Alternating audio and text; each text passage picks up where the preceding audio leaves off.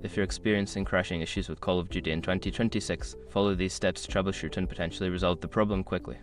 Step 1. Update your game. Make sure that your game is updated to the latest version. Developers often release patches that fix bugs and improve stability. Check for updates through your game launcher and install any available updates. Step 2. Verify game files.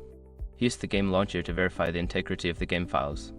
This process checks for any missing or corrupted files and replaces them, which can help resolve crashing issues. Look for an option like Verify or Repair in the settings menu of your launcher. Step 3. Update graphics drivers. Outdated graphics drivers can cause performance issues and crashes. Visit the website of your graphics card manufacturer NVIDIA, AMD, or Intel to download and install the latest drivers for your hardware. Step 4. Adjust in-game settings. Lowering the graphics settings in the game can help improve performance and reduce the likelihood of crashes. Access the settings menu and try reducing options such as resolution, texture quality, and shadow quality. Step 5. Disable background applications. Some background applications can interfere with the game.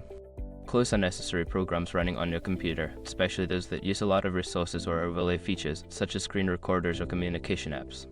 By following these steps, you should be able to address the crashing issues in Call of Duty.